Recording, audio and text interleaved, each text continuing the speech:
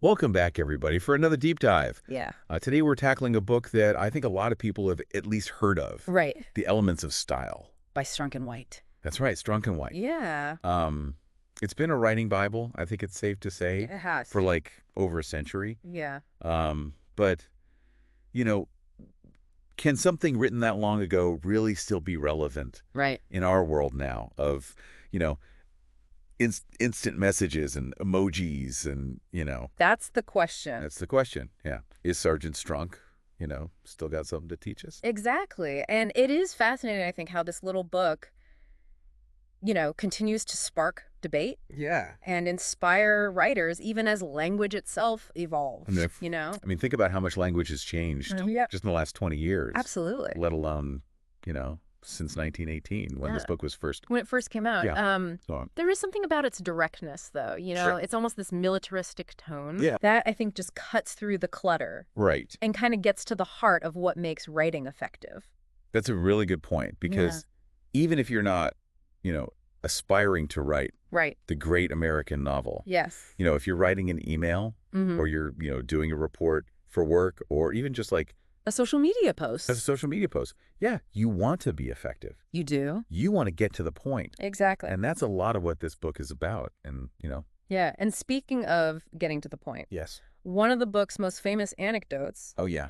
Is about Strunk's obsession with omitting needless words. Oh, totally. He would apparently stand in front of his class and just repeat, omit needless words. 3 times. 3 times, yeah. Like a mantra. Yes, like a mantra. It's very funny to picture. It is. But, but it makes the point. But there is a deeper message there. Yes. Isn't there? I think so. Even in our fast-paced digital world. Yeah. Where we're bombarded with information constantly. Totally. That principle of concision is more relevant than ever. Yes.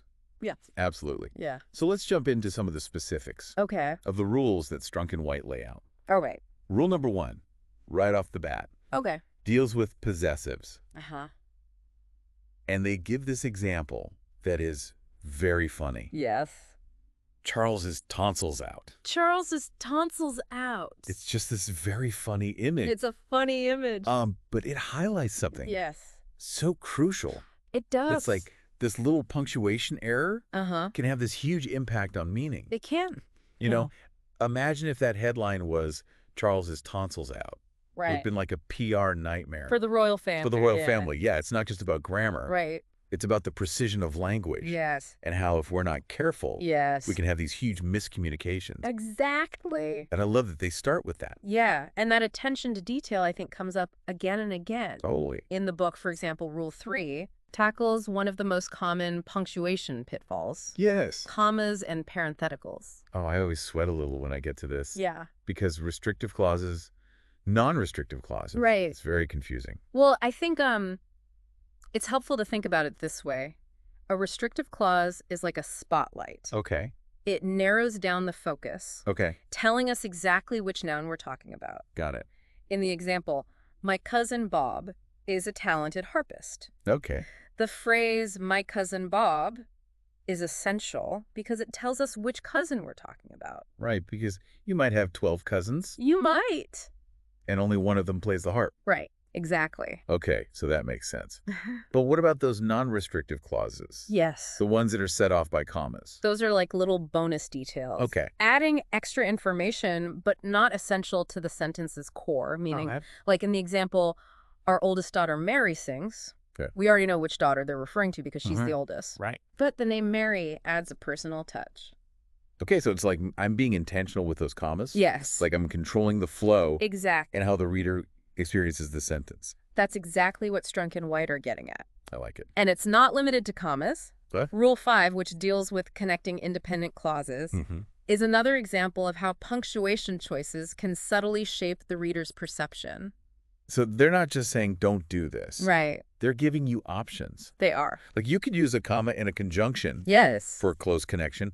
Or you can use a semicolon for a more distinct pause. Right. Or a period for complete separation. Exactly. So it's like choosing the right tool for the job. Think about the rhythm you want to create in your writing. Wow. Short, punchy sentences for urgency. Right. Or longer flowing ones for a more contemplative feel. Wow, that's so smart. Yeah. I love that. Yeah, it's like you're composing music with your sentences. Yeah. Okay, well, speaking of rhythm and flow, let's move on to one of my favorite rules. Okay. Because it always makes me laugh. It's Rule 11, dangling participles. Oh, yes. Those misplaced phrases. They can create some truly absurd sentences. They can, and the book gives this great example. Yes. Being in a dilapidated condition, I was able to buy the house very cheap. Right. It sounds like the person is falling apart. It does. Not the house. Yes. Exactly. But it's such a good illustration that, where you put things matters. Yeah, it does. Not just for grammar, but for avoiding unintentional comedy. Unless, of course, you're going for the laughs, in which case That's true. a well-placed dangling participle can be a powerful comedic tool. That's true. Okay, so we've covered a few of those Sergeant Strunk style rules. We have. But there's a lot more to the elements of style than just grammar and punctuation. There is. Chapter 5, an approach to style. Right. Is where things get really interesting. That's where they move beyond those strict rules and delve into this more nuanced territory. Okay. Of what makes writing truly effective. I like it. Yeah. It's like they're saying, okay, you've got the basics down now. Let's talk about how to make your writing sing. Okay, and that is where we will pick up. Yes. In part 2. We will. So stay tuned. Yeah. Welcome back to our deep dive into the elements of style. Yes. We've been exploring some of those fundamental rules. Right. But as you mentioned, this book isn't without its it's not controversies. No. Some of those seemingly straightforward rules have sparked, pretty heated debates. They have. Among writers. We have. Haven't they? Absolutely. And that's, I think, what makes this book so interesting to dissect. Okay. It's not just a set of rules etched in stone. Yeah. It's a reflection of how language and attitudes towards writing have evolved. Okay, so is there one that really gets people riled up? Well, one that always comes up is that age-old prohibition against ending a sentence with a preposition. Yep. It's something that Strunk and White inherited from earlier grammarians. Right. But is it really this hard and fast rule? I have to admit that one always felt a bit stuffy to me. Yeah. Sometimes it just sounds more natural to end a sentence with a preposition. Well, and even E.B. White acknowledges this in the book. Does he? He does. Okay. He points out that while it might be grammatically correct to avoid it, sometimes it's more effective and clearer to just break the rule. Yeah. And he even famously quipped, "That is the sort of English up with which I will not put." That's so funny. It is. I love that quote. Yeah, it's he's kind of poking fun at the whole idea of these rigid grammar rules. Totally. Yeah. So he suggests that the ear should be the ultimate guide. Okay. If it sounds natural. Right. And it doesn't create ambiguity. Yeah. Then go for it. So it's not about blindly following the rule. Yeah. It's about understanding the effect exactly that you're creating. Yeah. Okay, I like that. Now, another rule that often sparks debate is the insistence on using the active voice over the passive voice. I get that. Oh. Because the active voice has that energy and that directness. Yes. But I feel like the passive voice has its place. Well, they acknowledge that it does. Okay. They even give examples where the passive voice is more appropriate. Okay. It's about choosing the voice that best serves your purpose. Right. And your audience. So again, it comes back to intention. Yes. And clarity. And this ties into one of Strunk's biggest pet peeves. Okay. Omitting needless words. Oh, yeah. It's a principle that permeates the entire book, doesn't it? It does. We've already talked about cutting unnecessary phrases, like the fact that. Yeah.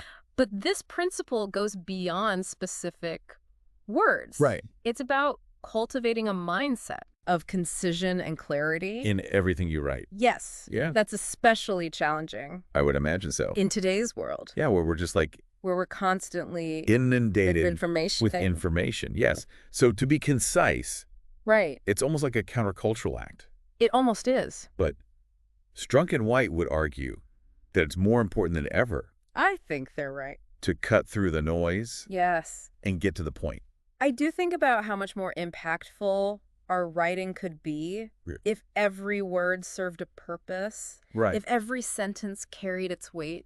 I love that. Okay, I do have to bring up, though, that some critics say that Strunk and White's emphasis on concision can lead to a style that's too dry.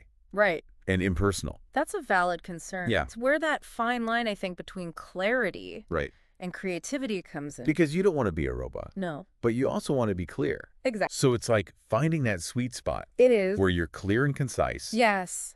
But still engaging. And enjoyable to read. Yeah.